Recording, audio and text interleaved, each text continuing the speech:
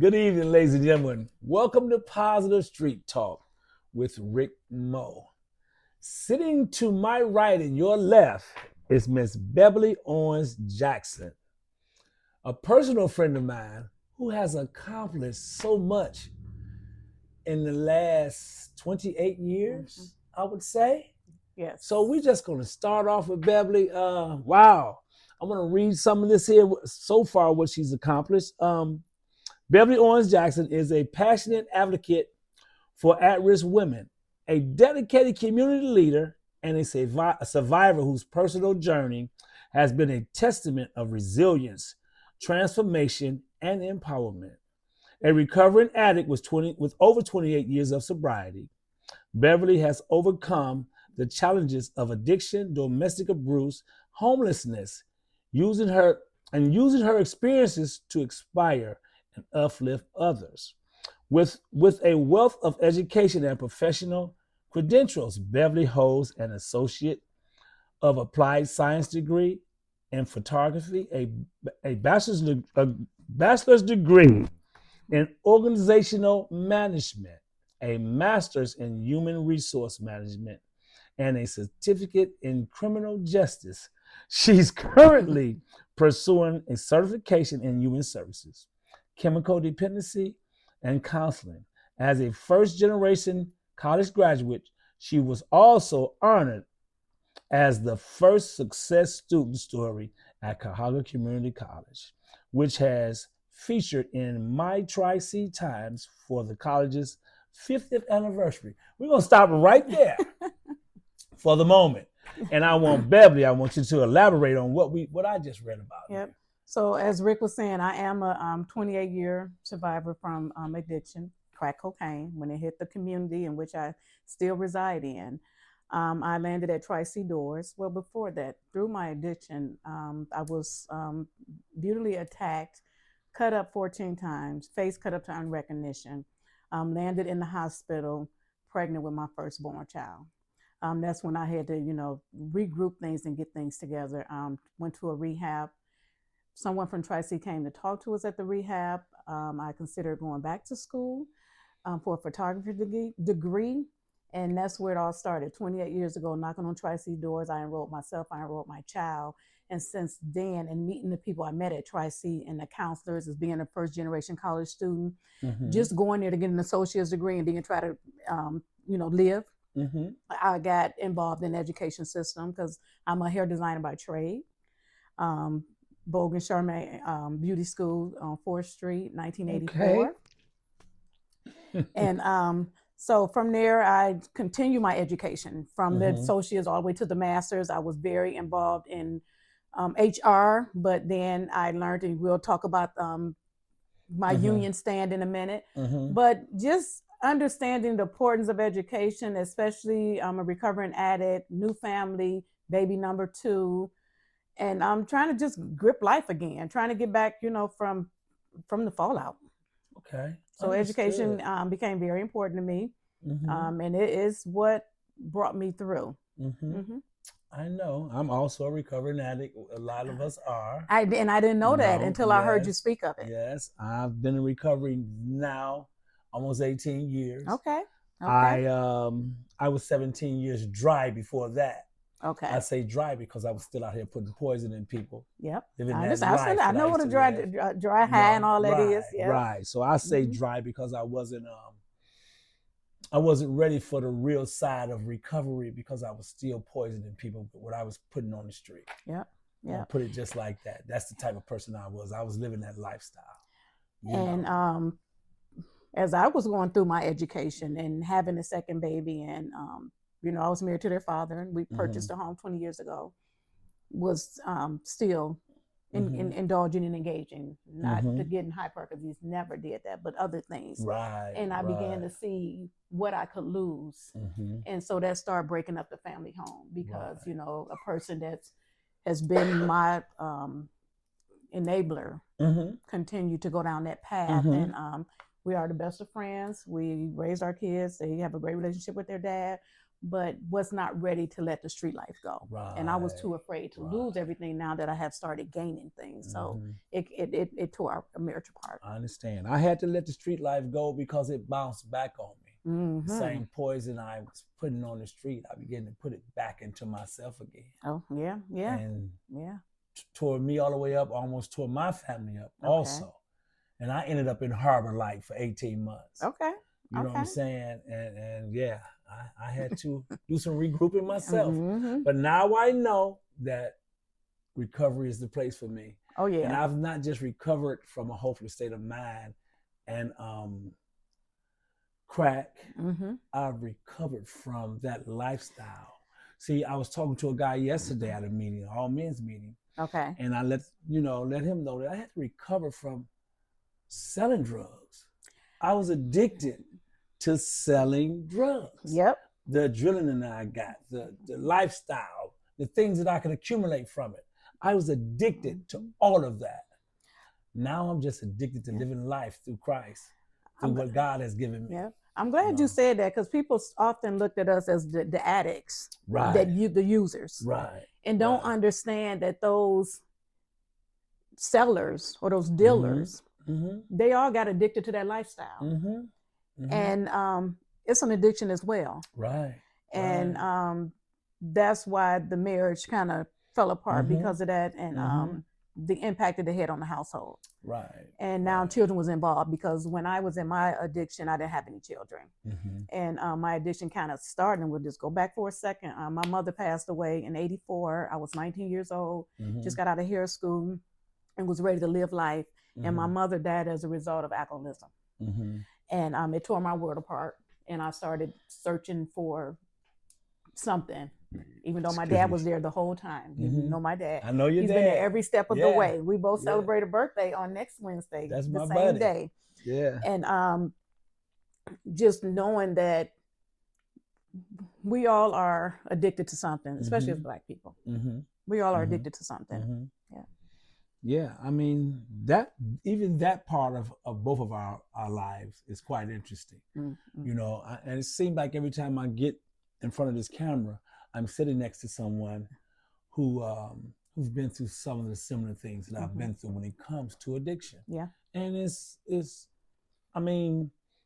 happened. It was our life. It was our life. It was our life. It was our life. You know, whatever side of it I was on, you know. But when I came back around, when I fully recovered from that hopeless state of mind, I realized that you got a couple 8 programs, you know. Well, one of the 8 programs I couldn't go back to because I felt that lifestyle would creep back in. So the other 8 program I went to, because that's where I started at in the first place. That's the first thing I started doing. That other 8 program it just wasn't for me. Now, it's for somebody else, fine. I don't knock. Whoever picks which 8 program you want to go into it and learn how to live through it and enjoy life through it. But I just had to step away from one side of that and come to the other side. And we keep connecting these dots here. So when I put myself in the rehab so that I can have my baby clean, because Dr. Carroll at St. Alex, I can't think of, my mother passed. No, right here on St. Luke's. St. Luke's. My mother passed away at St. Luke's, and my first daughter was born at St. Luke's. When Carol said, if you come back in here with dirty urine, we're gonna keep your baby, you may go to jail. She's like, I'm not gonna tell you again.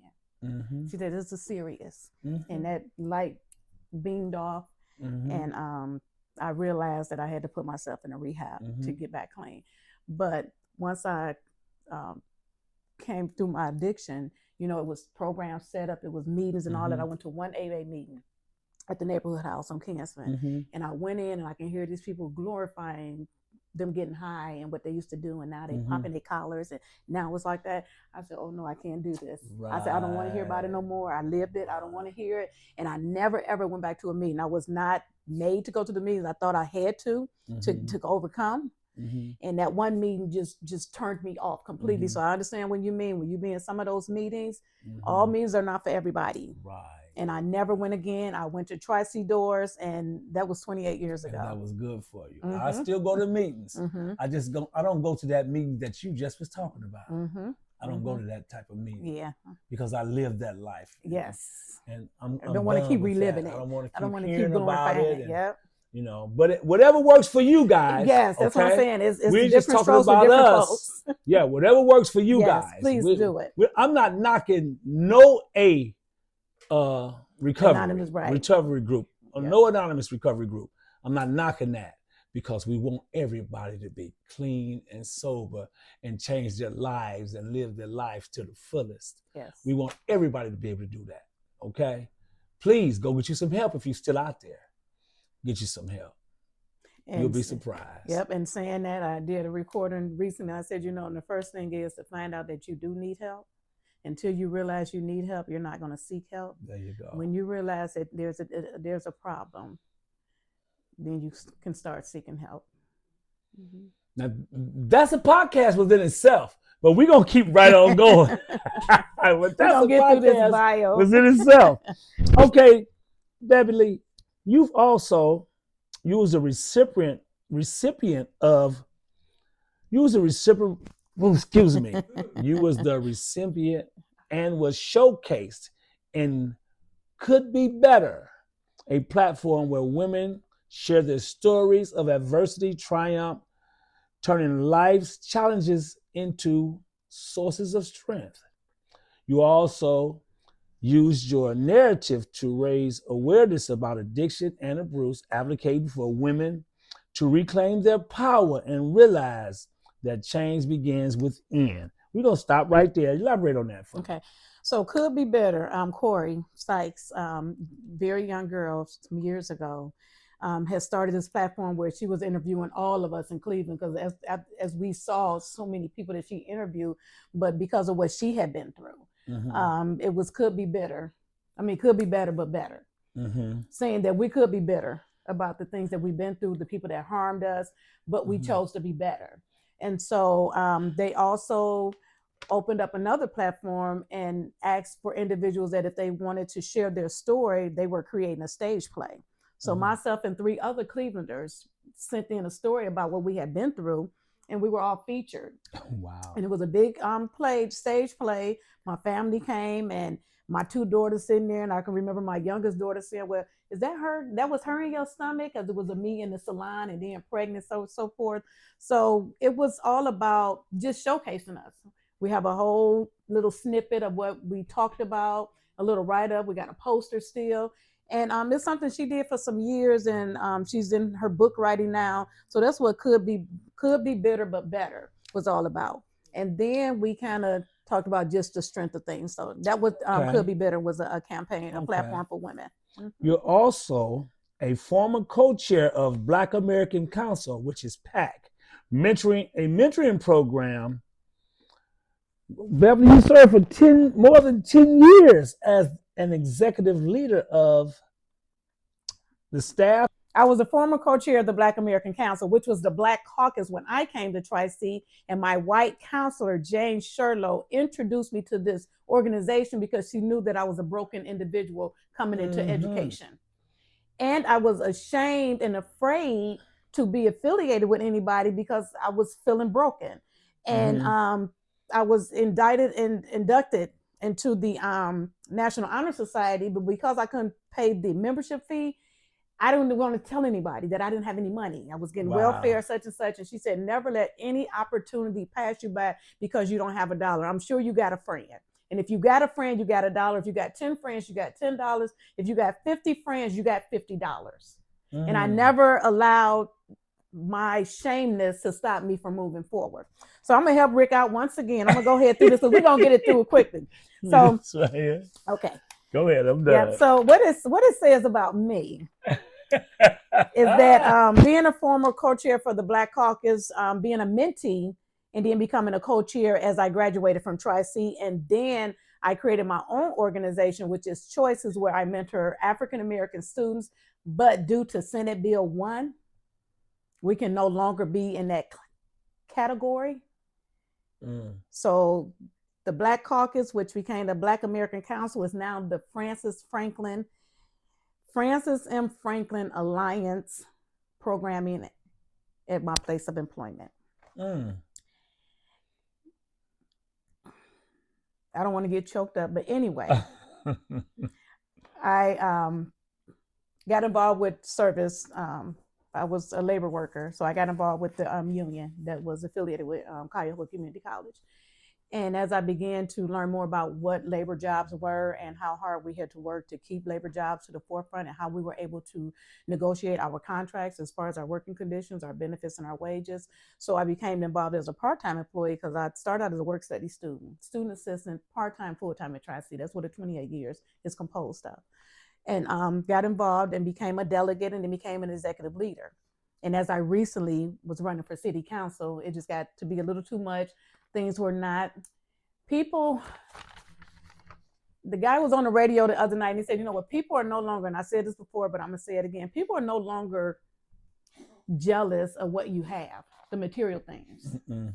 People are jealous of your personality. Mm-hmm. People are jealous of your friends.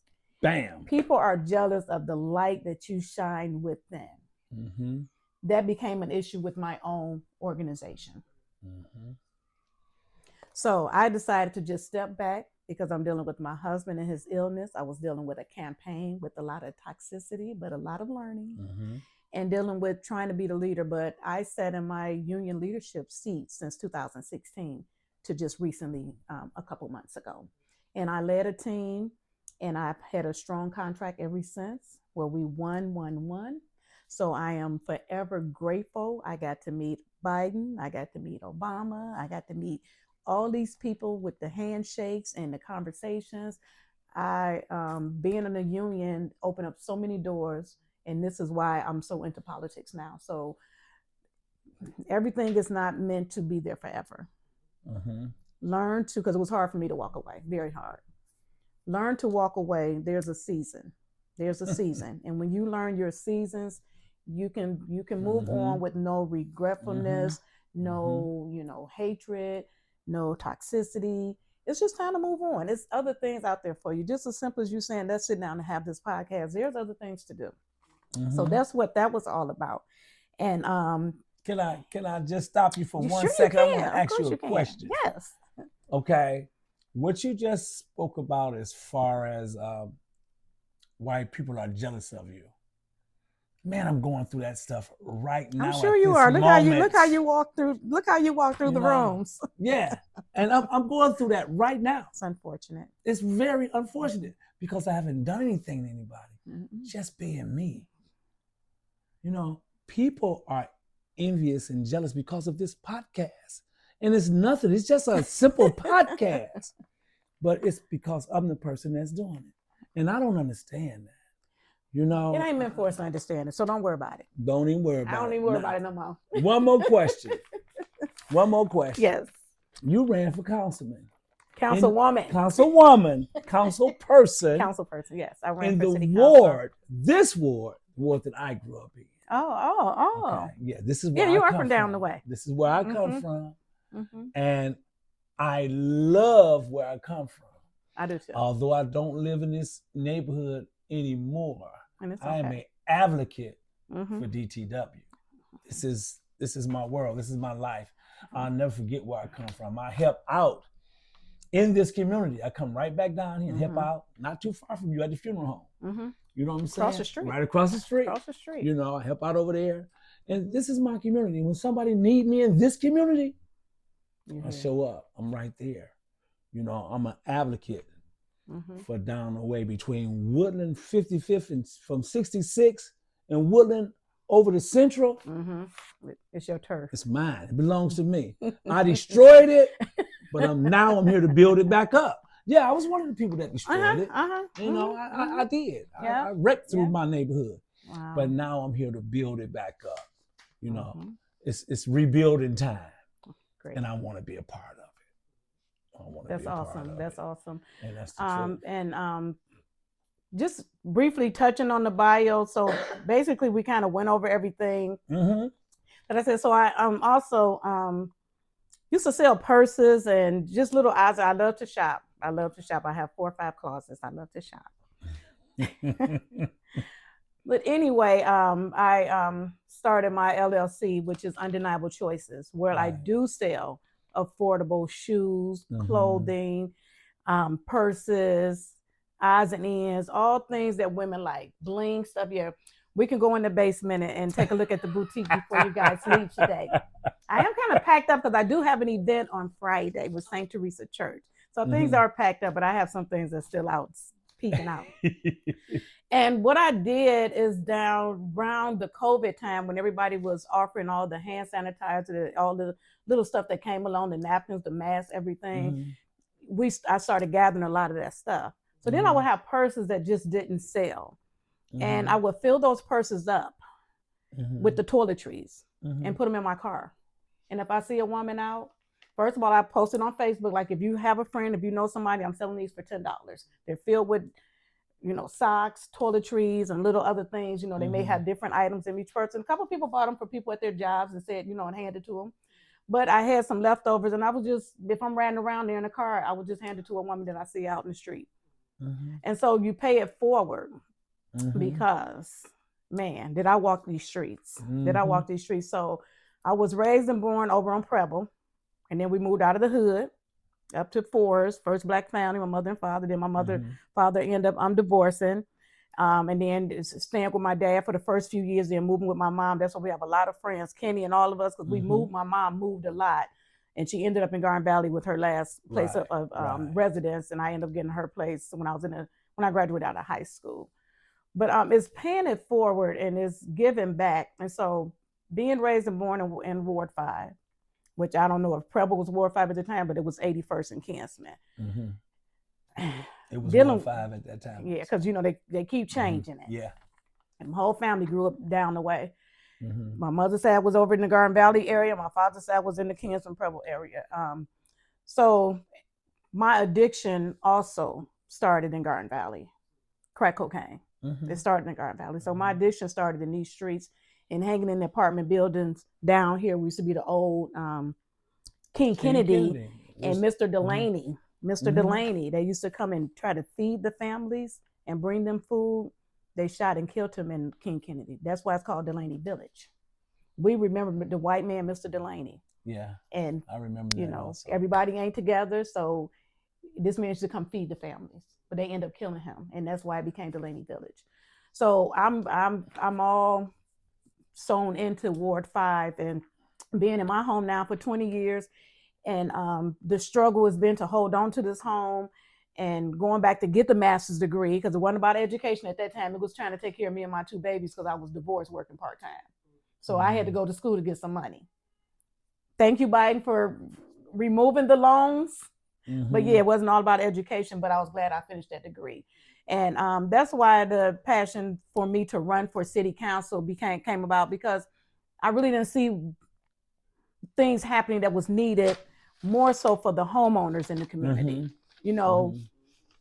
So that was my reason of running for city council. I learned a lot. I didn't like a lot what I saw, but I would never stray anyone from not following their dreams. God knew best. I asked him to direct me because it had got to be very overwhelming, but I never give up.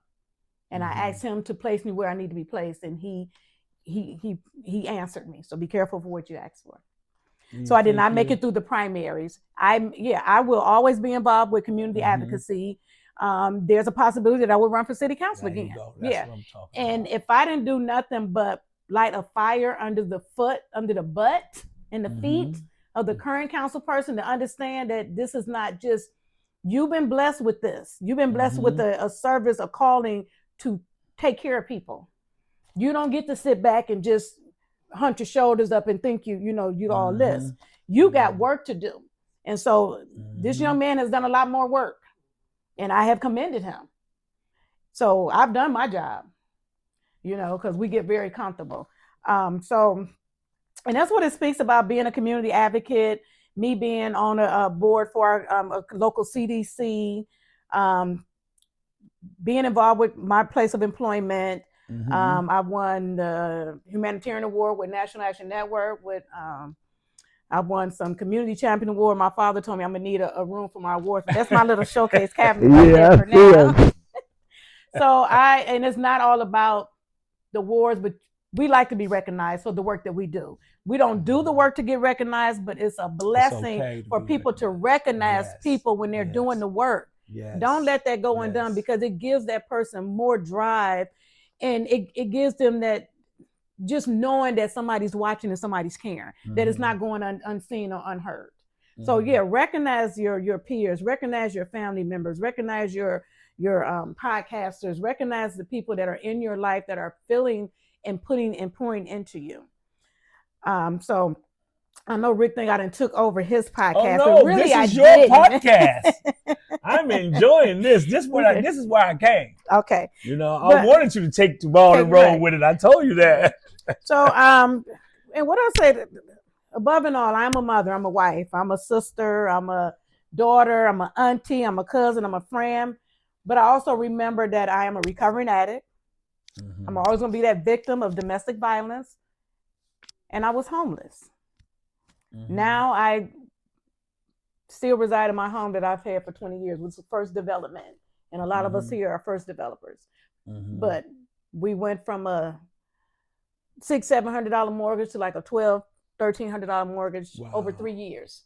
Because we were all tax abated over here for 15 years. But if you ain't educated and you don't know, we're first homeowners in this neighborhood, and they don't tell you for the most part. And so they don't tell you to say, you know, this is a tax abatement, but those 15 years are going to come around. You may want to put something aside. Now you're putting everything else in escrow, but nobody told us about you're going to get a big hit.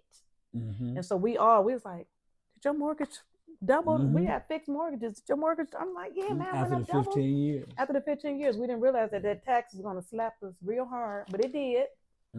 And that was another reason why I got out and got more vocal at City Hall to say that we've been here, we've been holding on to it, and there's nothing that you can offer or help us, because anytime we apply for anything, we make too much money for any help.